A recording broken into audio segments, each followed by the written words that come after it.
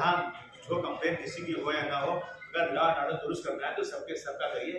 दिखाए ना बार बार मस्जिद आपने और किसी धर्म के किसी भी स्थल के बारे में कोई बात सुना कि लाउडस्पीकर लगा हुआ है, लेकिन सिर्फ मुसलमानों के साथ हो रहा है। यही हम सीएम साहब से कह रहे हैं कि इसको बंद कराया जाए। और जो फ्री सुविधा बेचारा रहता है लाउडस्पीकर बता दो, लाउडस्पीकर जल्दी उतार दो, तो हम टाइम पे कोई करेंगे क्या करता है बेचारा, खुद नहीं पता बेचारा। उसको इलाज कराना पहले अपने मुंह का इलाज करा ले, वो बंद करना थोड़ा सीख ले, नफरत बंद कर दे।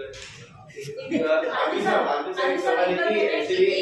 मस्जिद में 8 लाउडस्पीकर होते हैं, उसमें लगाने की जरूरत नहीं है, उसको कम किया जाए। हमने कहा ना कि हम डिसिप्लिन मेंटेन करेंगे, हाथ पे कलेजा क्यों बढ़ता है, कोई भी लाउडस्पीकर लगाए हम उसको जो कानून है उसको पालन करेंगे, लेकिन शर्त है कि सबको करवाइए। अरे हमको मत बताइए कहा कि बिना लाउडस्पीकर की अजान होती है और कार्यक्रम घर में होते रहते हैं, उसमें कोई जरूरत नहीं। जब तो आप इसको किस तरह से देखते हैं? क्या करेंगे, आप जाएंगे नाम भी लगाएंगे, प्रेशर करेंगे, झगड़ा होने की उम्मीद होगी तो आदमी कहेगा ठीक है भैया हम उतार देते हैं। ये तो देश के कानून का मजाक हो रहा है ना, उल्लंघन हो रहा है। आप किसी के राइट को छीन रहे हैं, आप इस तरह से एक समुदाय के साथ ये कर रहे हैं, लोग डर के मारे उतार देंगे तो आप कहेंगे सब डर जाए। आज के साथ जिस तरह से हिंदू त्योहारों में इको फ्रेंडली चीजों की मांग की जाती है, ठीक उसी तरह मध्य प्रदेश की कुछ हिंदू संगठन है, उनका कहना है कि कुर्बानी में जो है असली बकरों के कुर्बानी ना देकर आर्टिफिशियल बकरियों की जो कुर्बानी दी है।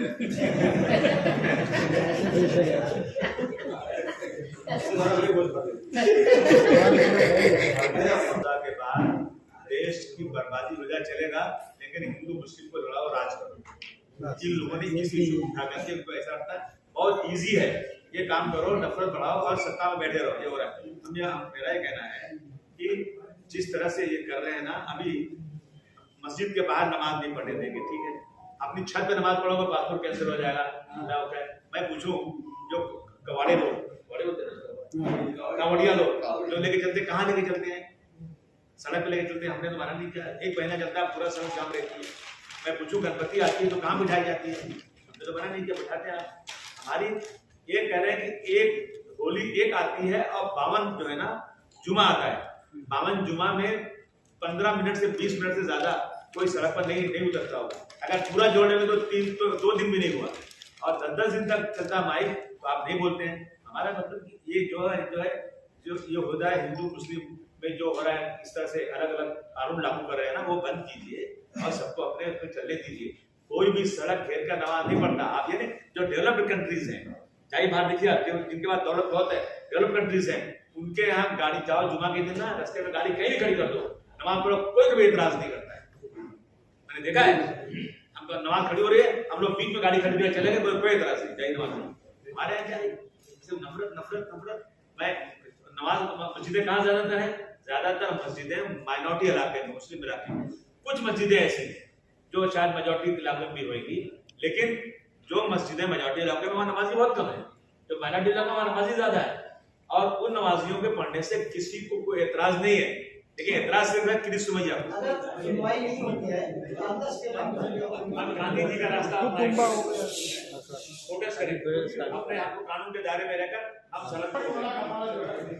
अरे सर, आपके साथ मिलकर लाइन तैयार कर रहे हैं ना, जा रहे हैं, मिलेंगे, कमिश्नर से मिलेंगे, सीएम साहब से मिलेंगे, कोर्ट जाएंगे, सड़क पे एहतजाज करेंगे, अपने राइट के लिए सब कुछ करेंगे। दूसरी बात जो है जो डेमोलिशन का मसला चल रहा जगह अरे ये सरकार से पूछे, मुझसे क्यों पूछे नहीं समझा। आज ये बैठे हुए लोगों के साथ ये नहीं हो रहा है। अभी तक केस खुला भी नहीं, घर डिमोलिश कर रहे हैं, सुप्रीम कोर्ट रोक रहा है, कहाँ रोक रहा है? कोई दूसरा है, कानून की धज्जियां उड़ रही थी, रोजाना डिमोलिशन हो रहा है। डिमोलिशन करने को राइट कि अगर किसी एक आदमी ने गलती किया, गुनाह भी किया है और उसको फांसी की सजा भी हो जाए, तो उसका घर डिमोलिश नहीं कर सकते, उसके माँ बाप, उसके बेटे, उसके घर वालों ने गुनाह तो नहीं किया, उसी घर में रहते हैं। लेकिन ये जो हो रहा है ना, ये मनमानी हो रही है, ये डिक्टेटरशिप है।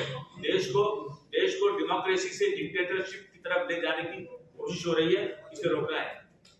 पुलिस वाले का कोई क्वेश्चन हो, नोटिस पुलिस वाले आप इस पर क्या कहना है? मुंबई की भाषा हिंदी है, ऐसा उन्होंने बोला। और वे नहीं, देखिए ऐसा है कि पार्लियामेंट में एक कमेटी है, उस कमेटी में 40-45 एमपी रहते हैं, वो जाते हैं 5 स्टार होटल में ठहरते हैं, और जितने डिपार्टमेंट गवर्नमेंट के हैं, सेंट्रल गवर्नमेंट के, उन सबको कहते हैं हिंदी में काम करो। देश की सबसे ज्यादा बोली जाने वाली जबान हिंदी है। मैं अपनी बात करें इंडिविजुअल, देश में एक भाषा और ऐसी होना चाहिए जो कश्मीर से कन्याकुमारी तक कोई भी व्यक्ति अपनी जात बोल सके। मैं आसाम में यहाँ आया तो मुझे मराठी जानना जरूरी है, फिर मराठी सीख लिया। कल मेरा ट्रांसफर हो गया आसाम में, अब मैं आसाम की सीखूंगा क्योंकि आसाम में काम कर रहा हूँ। कल मेरा ट्रांसफर हुआ गुजरात में, मैं गुजराती सीखूँ। लेकिन एक भाषा, हर स्टेट की भाषा का स्वागत है, लेकिन एक भाषा ऐसी होना चाहिए मेरे ख्याल से जो चले वो भाषा ही